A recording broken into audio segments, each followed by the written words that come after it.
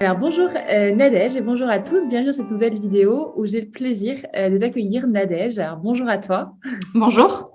tu vas bien? Oui, ça va bien. Et toi? Oui. Après tout ce temps, Oui, après tout ça ce fait temps, un moment. ouais, ça fait un moment qu'on s'est rencontrés avec Nadège, ça fait je crois déjà près de un an et demi je pense Oui, qu'on s'est croisés lors du programme Vidéal dans les séances collectives d'ailleurs, tu avais été accompagnée oui. par une des coachs du programme, Anne-Elisabeth.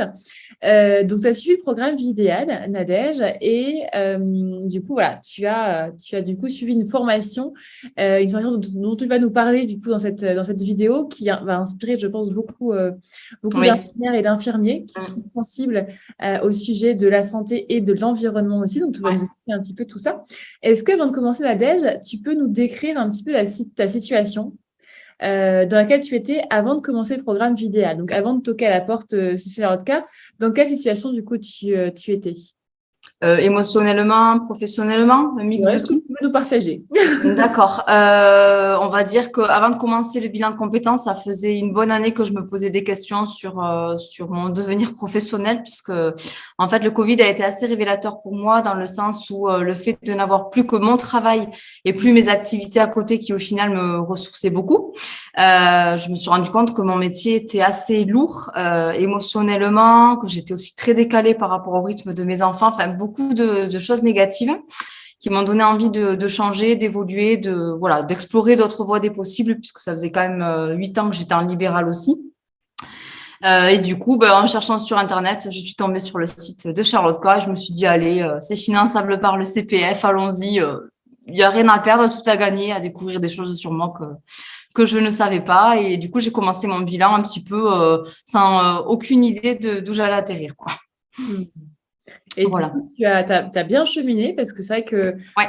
Anne-Elisabeth me disait que tu étais quand même hyper assidue, hyper, hyper... Oui, oui, oui. Bah après, moi, quand je commence un truc, j'aime bien, voilà, aller jusqu'au bout des choses et l'explorer et le faire à fond, quoi. C'est vrai que c'était assez court, mais voilà, faut se donner les moyens de le faire correctement pour essayer de voir qu'est-ce qu'on peut faire après, quoi. Mm. Et comment justement tu es tombée sur la formation d'IFSEN, donc sur ce métier d'éco-infirmière? Alors, en fait, dans mon bilan de compétences, c'était assez clair. Il y avait une partie, tout ce qui est naturopathie, donc hygiène de vie, comment prendre soin de sa santé. Bon, j'avais découvert la naturopathie 2 ans auparavant. J'étais tombée amoureuse de cette discipline ou de se dire qu'en fait, le corps, si on le remet dans un environnement sain, il a toutes les capacités pour être en bonne santé, en tout cas beaucoup plus longtemps que ce qu'on a comme espérance de vie actuellement avec des maladies chroniques par-dessus, etc. Donc, j'aimais bien cette idée que le corps, voilà, il peut se régénérer tout seul si on le remet dans des bonnes conditions. Donc, travailler sur sa santé et non plus travailler sur sa maladie, comme en tout cas moi, infirmière à libérale, je le fais 99% du temps, quoi. Et après, j'avais tout ce côté environnement avec toute cette sensibilité que j'ai donc à œuvrer pour l'environnement, à défendre des causes animales, environnementales, à prôner le zéro déchet. Voilà. Donc, il y avait ces deux choses qui ressortaient. Comment les mettre en lien? Quoi en faire? C'était voilà, la grande question. Et du coup, Anne-Elisabeth, voilà, m'a parlé de cette prévention santé environnementale. Donc, tu connaissais Charlotte avec Philippe Perrin. Et voilà, et puis quand je suis tombée sur le site de Philippe Perrin, j'avais les larmes aux yeux, quoi. C'était exactement ça que comment réunir les deux, c'est la santé environnementale, quoi. C'est prendre soin de soi, de son environnement, puisqu'en fait, les deux sont liés, les deux interagissent. Et donc, il faut travailler sur les deux pour être en bonne santé, notamment. C'est vraiment une Voilà. révélation pour toi, en fait, de te dire, Ouais. j'ai deux aspects qui me plaisent énormément. La santé, on va dire préventive plutôt, Voilà, c'est ça. et d'un autre côté, l'environnement. Et en fait, Oui. tu as une révélation, tu te dis, mais attends, ça existe, ça existe Oui, vraiment. alors c'est une chose dont je n'avais jamais entendu parler. Je pense que, enfin, moi, en tout cas, à l'école d'infirmière, la prévention, c'était pas trop à l'ordre du jour. Et alors la santé environnementale, je n'en avais jamais entendu parler, quoi. Donc, c'est quand j'ai vu ça, je me suis dit, c'est super, c'est novateur, on en parle de plus en plus, c'est assez émergent. Ben voilà, c'est l'occasion de proposer quelque chose dans mon département où c'est quand même, voilà, on n'est pas en Île-de-France, on est quand même beaucoup dans la ruralité et assez reculé. Donc, je pense que il y a beaucoup de choses à faire, quoi. Ouais, Donc voilà, donc feu quoi. super. Donc, toi, pour préciser, Dadesh, pour ceux qui nous écoutent, tu es en région, Oui, donc dans le sud, en région Occitanie. oui, Peut-être qu'on en Oui, reparlera un peu plus tard. Du coup, c'est vrai que c'est une région où il n'y a pas forcément, où c'est pas encore bien développé, en tout cas, non, la environnementale. Donc, notamment à cause des politiques qui ne sont pas forcément très moteurs, on va dire, c'est dans le ça. domaine. Juste par un petit mot sur la formation, pour ceux du coup qui découvrent un peu peut-être avec toi, parce qu'il y en a qui t'écoutent et qui se disent, mais c'est quoi ce truc? Ça me parle carrément. Ça me parle carrément, en fait, ce qu'elle me dit. Comment tu Oui. pourrais décrire, en fait, ta formation? Ta formation, ça va? T'as un peu tout? Alors, pardon, ma formation, alors c'est sur 9 mois, si je ne me trompe pas, ouais, c'est 9 mois, c'est 3 jours par mois. Donc, c'est des modules différents à chaque mois. Donc, bon, il y a des modules différents, alimentation, qualité de l'air, de l'habitat, exposition au bruit, au rayonnement, tout ça.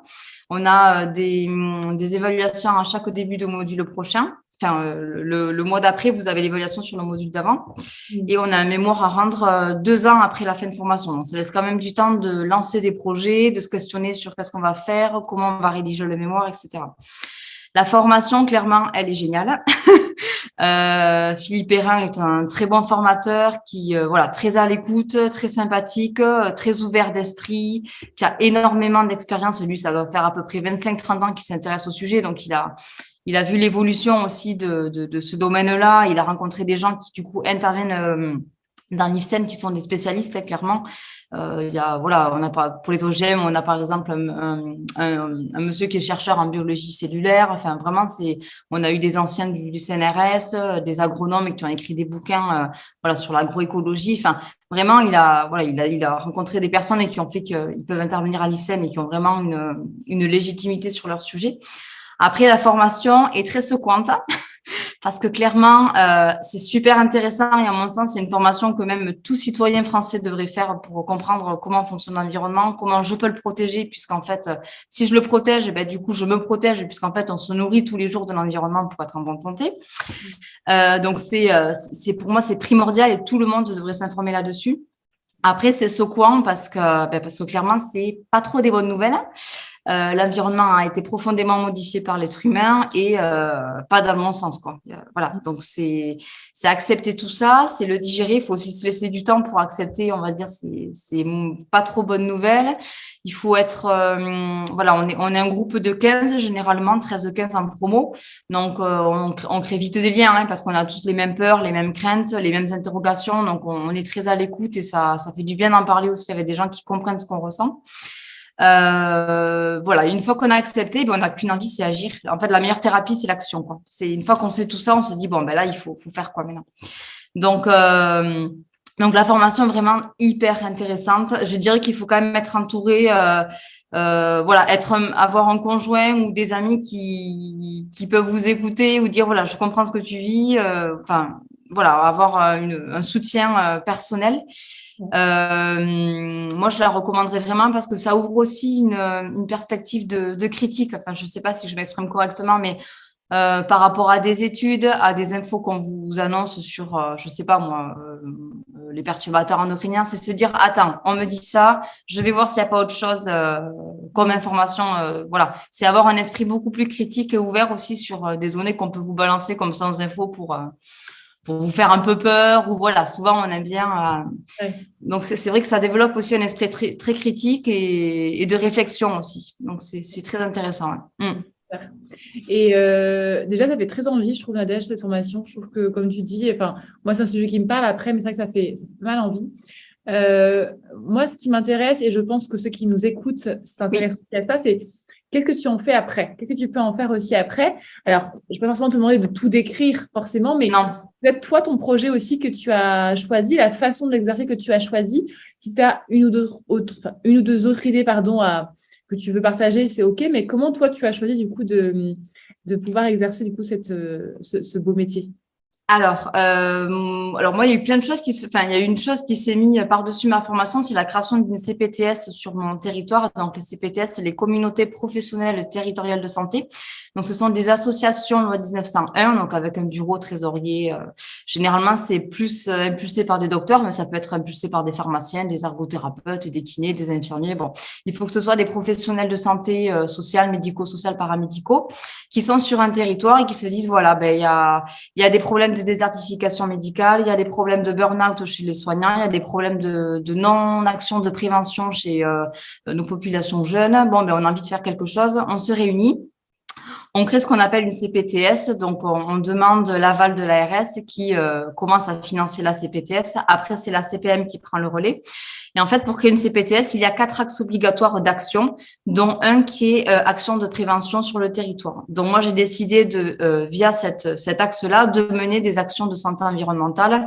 Donc ça peut être déjà former les soignants de mon territoire à ces enjeux parce qu'ils connaissent absolument pas la santé environnementale. Donc déjà, eux, c'est que eux, chez eux, ils aient des bonnes pratiques, qui le répercutent à leur entourage et après, plus généralement, aux patients qui côtoient tous les jours, quoi. Donc, il y a déjà ça. Après, ça peut être aussi mener des consultations environnementales auprès de la femme enceinte parce que c'est une personne qui est très vulnérable avec son fœtus, qui est très sensible aux perturbateurs endocriniens et qui peut avoir vraiment des impacts à différents âges de la vie sur sa santé. Donc voilà, il y a plusieurs choses qu'on peut mener via les CPTS en termes de prévention et donc de santé environnementale. Moi, c'est la voie que j'ai choisi de faire parce qu'en fait, c'est tombé à pic. On était en pleine création de CPTS. Je me suis dit, bon, là, c'est l'opportunité. Donc, du coup, on est en train de la fonder. On a eu l'aval de l'ARS qui a bien marqué qu'en effet, ils attendaient une consultation de santé environnementale en lien avec les CLS, les contrats locaux de santé, qui là sont plus des contrats entre les communautés des communes et l'ARS sur les par exemple, la non-utilisation de de produits phyto pour les espaces verts, sur généralement la communauté des communes, en tout cas vers chez nous, elle gère aussi la cantine, donc c'est adopter le zéro plastique. Bon voilà, c'est des choses comme ça. Donc, avec le CLS aussi, je compte mettre mon petit grain de sel pour mener des projets. Bon, voilà, ça, c'est au niveau territorial. Après, je pense que la base pour commencer, c'est toujours agir chez soi, partir du local.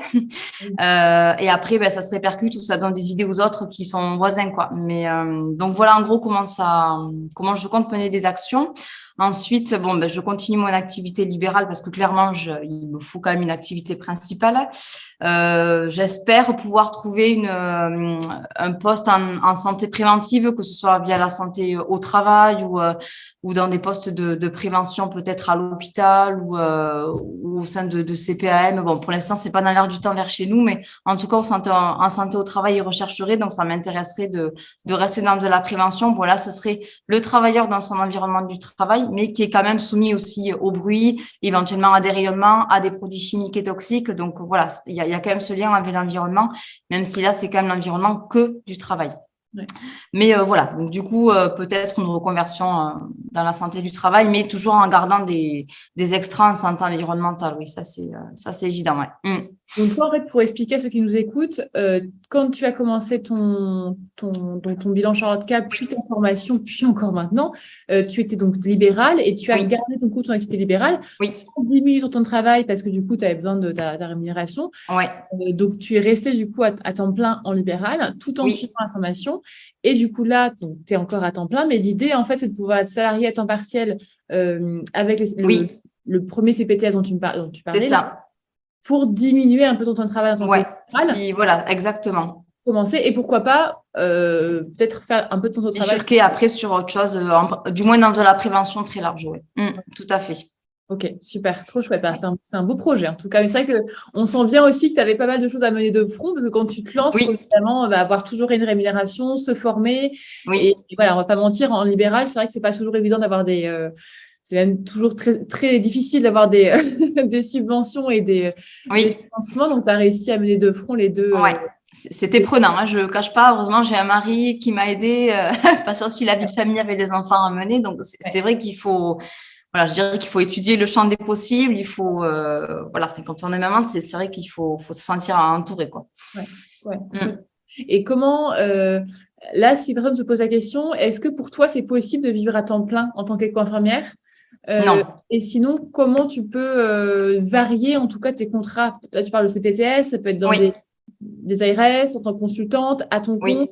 Comment est-ce que... Après, oui, comment développer? Ben, il faut réseauter. Alors ça, c'est dès qu'il y a, je sais pas, un ciné-débat, enfin, il faut aller, voilà, faut toujours avoir des contacts avec tout ce qui est ben, clinique, hôpitaux, ARS, CPAM, la santé au travail, la communauté des communes, enfin, les mairies. Il faut se faire connaître partout. Et après, ben, faut essayer de mener des actions, de leur montrer que là, ben, toi, tu as de la connaissance et tu peux leur apporter quelque chose pour essayer de mener des projets. Après, enfin, moi, j'ai pas fait ce choix-là parce que clairement, j'ai pas le temps. C'est compliqué. Pendant ma formation, j'avais déjà pris des contacts avec, on va dire, les plus grandes institutions, hein, donc CPM, ARS, centre hospitalier, santé au travail. Mais après, il y en a qui ont enfin, moi, pendant ma formation, il y en avait qui ne travaillaient pas, donc qui ont clairement beaucoup plus développé cette activité-là en montant une auto-entreprise, en étant dans des coopératives d'activité et d'emploi. Voilà, moi, c'est pas mon choix parce que j'ai pas le temps, clairement, et puis c'est pas. En fait, le libéral, ça m'a plu, mais je n'ai plus envie d'être à mon compte. En fait, j'ai envie d'avoir mon salaire tous les mois, de pas me prendre la tête avec des papiers. Voilà, ce volet-là, je le veux plus en fait. Alors qu'il y en a d'autres dans ma formation qui découvrent ça et qui trouvent ça génial. Mais non, moi c'est pas mon choix. Voilà. Après en vivre, aujourd'hui même en expectant tout le monde et en réseautant, je pense que tu ne peux pas en vivre. Clairement. Enfin, en tout cas, je n'en connais pas. Après, ouais. C'est aller aussi à la Biocoop, proposer des ateliers dans, tu vois, des magasins bio. Enfin, voilà, ça peut être, il faut vraiment ratisser très large pour te faire connaître et proposer des ateliers ou des consultations ou des projets avec les communautés. Ouais, mais bon, c'est prenant. Parce qu'ils sont pas toujours dispo, faut fixer les rendez-vous, faut, voilà, Oui, expliquer toujours pourquoi il faut le faire. Ouais, puis ouais, c'est ça, comme tu disais, comme c'est nouveau, c'est émergent, les gens connaissent peu finalement. Non, donc déjà, à chaque fois, il faut réexpliquer ce que c'est, pourquoi c'est important d'agir. Bon, ça demande du temps, ouais. Ok. Et petite question encore par rapport à ça, comment est-ce que, alors je ne sais pas si on peut en parler, mais par rapport à la formation, combien est-ce qu'elle coûte? Donc, tu as dit que ça a duré 9 mois. Ouais. Comment ça coûte? Est-ce que si, par exemple, je suis un particulier qui veut me former ou si je suis toi, une professionnelle, est-ce qu'il y a des budgets différents ou pas? Et derrière, après, comment tu peux le faire valoir? Tu vois, par exemple, tout à l'heure, tu parlais un petit peu, je crois que c'était un peu avant qu'on commence, d'infirmière de prévention contre au travail. Tu peux aussi faire valoir cette formation pour, tu vas avoir tu vas valoriser du coup ton diplôme. Bon, du coup, j'ai plein de questions en une main. Ouais, alors je vais essayer de te répondre, mais c'est peu que j'oublie tout, mais tu me rediras. Alors la formation, en tout cas jusqu'à maintenant, je ne sais pas si ça va augmenter, mais ça coûtait 3 500 euros donc les 9 mois. Donc c'était réparti sur 10 mensualités, donc tu peux payer 350 euros par mois. Alors, elle est aussi possible en distanciel. Donc ça, c'est de janvier jusqu'à octobre, je crois.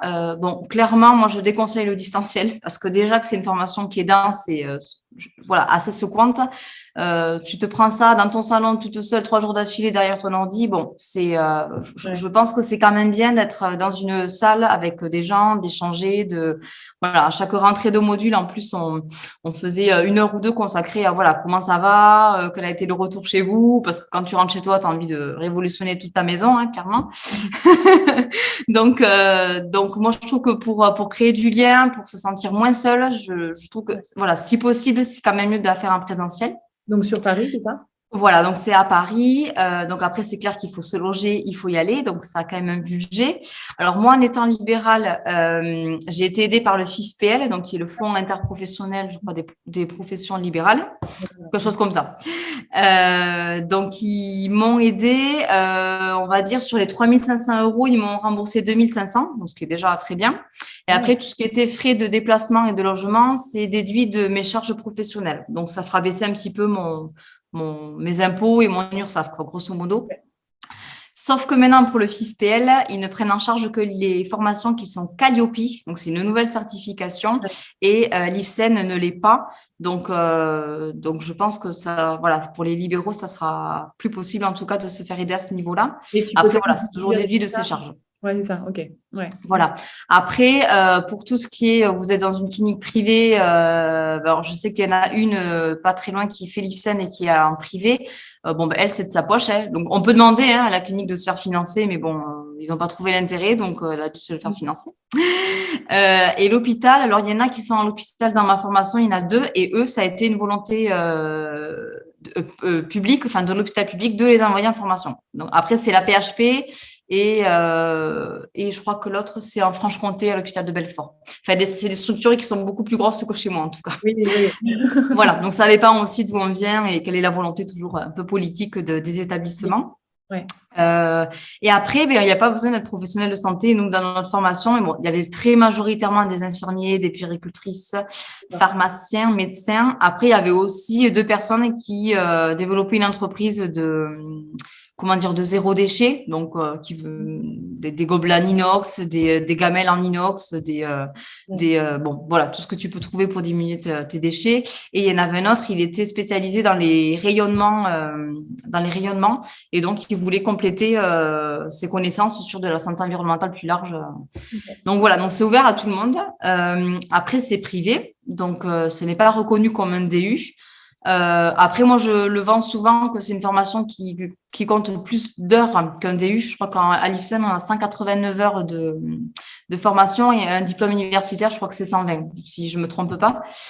Et après, quand on parle avec les gens, oui, quand même, ils se rendent compte que tu maîtrises ton sujet. On a tout un module, enfin une grosse partie de module sur l'accompagnement au changement.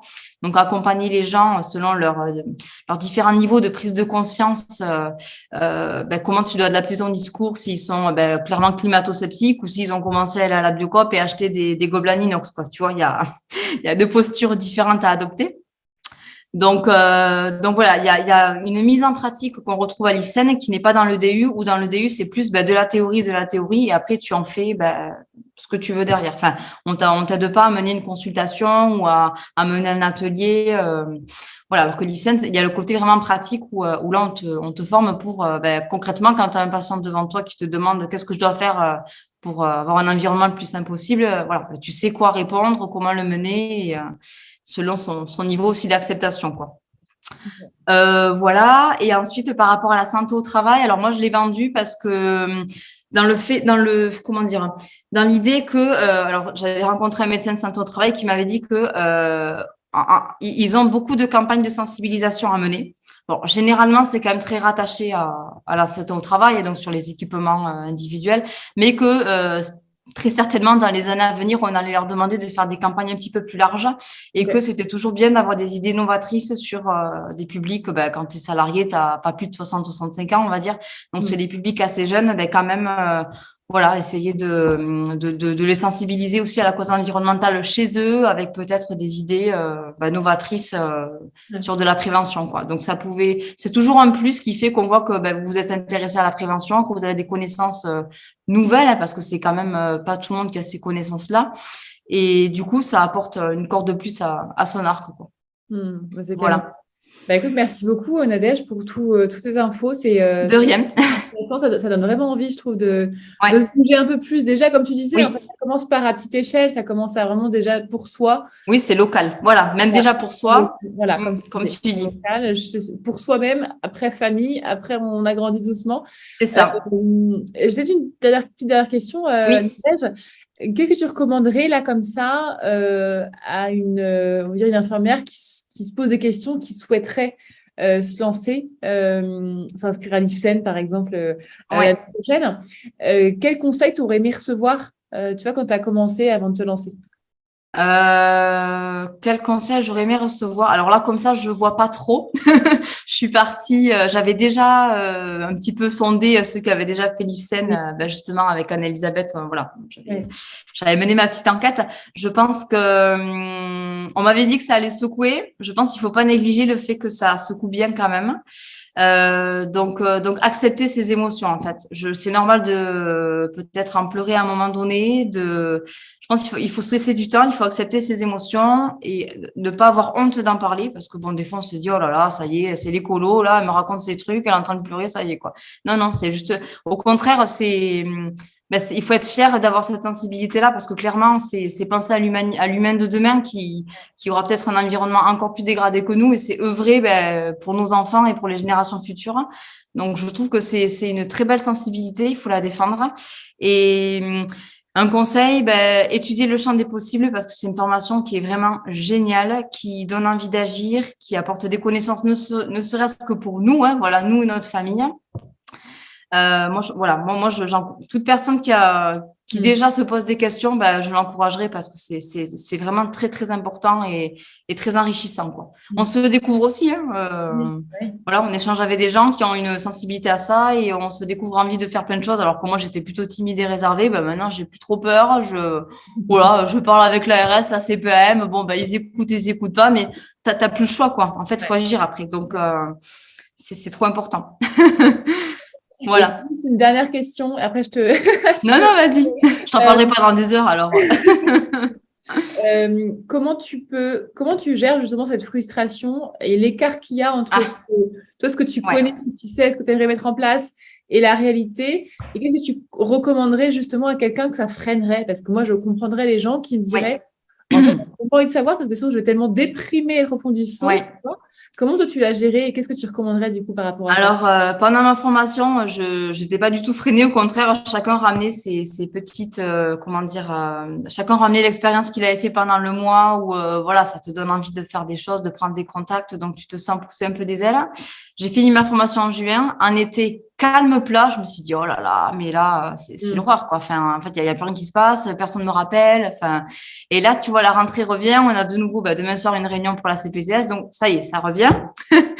Après, alors c'est frustrant. En effet, c'est frustrant parce que, voilà, comme je dis, quand on a cette sensibilité-là, on a envie de faire plein de choses et on voit que tu as beau essayer de secouer les gens, enfin secouer gentiment, mais leur faire comprendre qu'il faut faire des choses, voilà, ça agit pas aussi vite que tu le voudrais. Il faut de la patience parce que, comme on a appris, la peur n'induit pas le changement. Donc, faire peur à tout le monde et dire on va tous mourir et il faut agir, en fait, ça va pas aider les gens à vouloir faire des choses. Donc, il faut beaucoup de patience. Il faut accepter que oui, ça va prendre du temps, que il y a des choses que moi je peux faire, mais il y a des choses que si les volontés politiques ne font pas, je ne pourrai pas faire. Donc c'est aussi accepter qu'on peut pas tout révolutionner tout seul. Il faut être patient et l'accepter. Voilà, se dire si c'est pas maintenant, ce sera peut-être dans 1 ou 2 ans, mais j'espère qu'à un moment donné ça viendra, quoi. Voilà, c'est voilà, faire les choses qu'on peut faire aujourd'hui à son niveau, c'est déjà bien. Et il y a toujours en espérant que demain, ça sera encore plus de gens qui feront des choses, quoi. Voilà. Tu sèmes des graines, en fait, quoi qu'il arrive. Voilà, c'est ça, même à l'entourage que tu as ou le peu de personnes que tu rencontres qui sont un petit peu dans ces milieux-là d'institutions, voilà, l'ARS ou la CPM, c'est en parler. S'ils sont réceptifs, tu continues un peu. Si tu vois que là, tu as un mur, c'est qu'aujourd'hui, ils sont pas prêts à parler de ça et à accepter ça. Donc, voilà, tu donnes tes contacts, tu leur expliques ce que tu fais. Peut-être que dans 1 ou 2 ans, ils te diront, ah, mais moi, je connaissais quelqu'un qui m'a parlé de ça. Peut-être que, voilà, c'est pas facile, mais je dirais de la patience et accepter que ce soit malheureusement comme ça, quoi. Il n'y a pas le choix. Écoute, un immense merci, Nadège. De rien. Ton parcours, bravo, parce que franchement, tu t'es quand même bien battu, donc et tu es encore en train de bien, de bien poser. C'est gentil. Un grand merci et bravo pour tout ce que tu as fait. Et puis, voilà, belle continuation dans ton projet. C'est un très, très beau projet, donc vraiment, je souhaite beaucoup, beaucoup de bonheur et beaucoup Merci de beaucoup, c'est gentil. Voilà. J'ai été très bien accompagnée, ça m'a aussi beaucoup donné envie. Écoute, un immense merci, Nadège, et puis je te dis à très vite. Merci, à bientôt. Au revoir.